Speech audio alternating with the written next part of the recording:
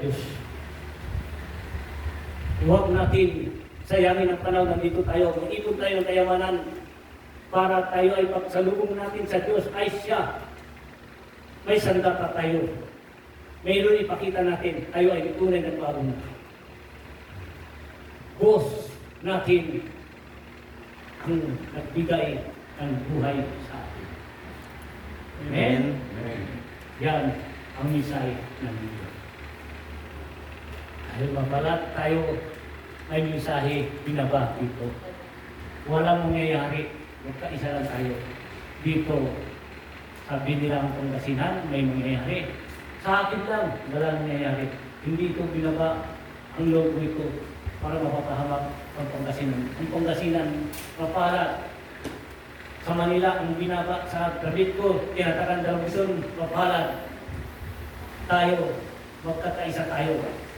Dahil ang Diyos, naghihintay lang tayo, minamatyakan lang tayo kung paano tayo magkakaisa. Panahon na ay nagsimula sa magkakaisa. Dahil ito, gagampanan natin ang 113. Dahil ang yan, ang tunay, ay tunay ng tunay para magkakaisa tayo sa paghalang ni Jesus. Pagmahalan tayo. 113 ay Niners. dahil yan ang pag-ibig at bawat. Manalo man, manalo man, ang samahan, hindi matatanggal dahil ang pag-ibig ang daladala natin.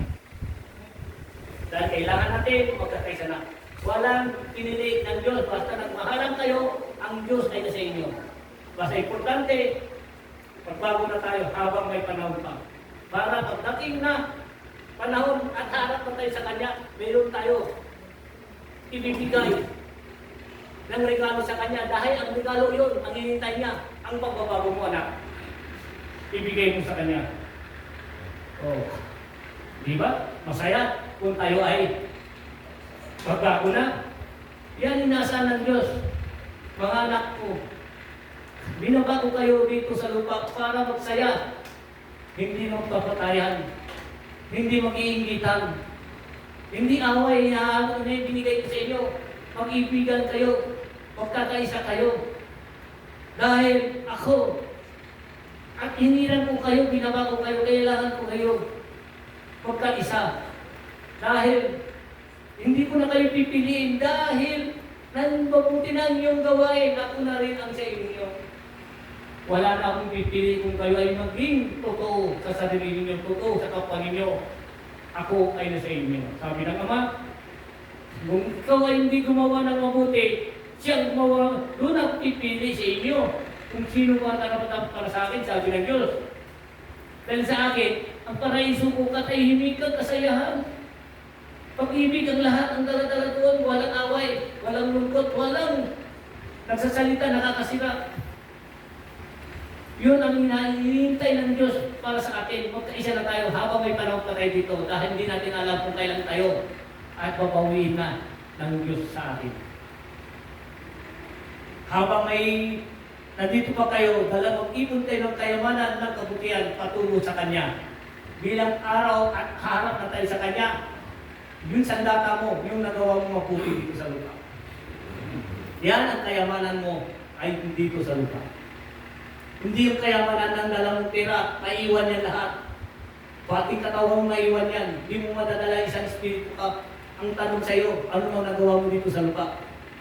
Bakit ka naging dumayan, naging sakit, makasarili? Ano bang gagawin mo ngayon? Wala ka ng katawan. Ano na pundar mo? Kunin mo nga kung makuha mo pa. Ang tanong doon, kunin mo ba? Kunin mo ang iyong napundar kagalit sa kasamaan. Ngayon, nandito ka sa akin.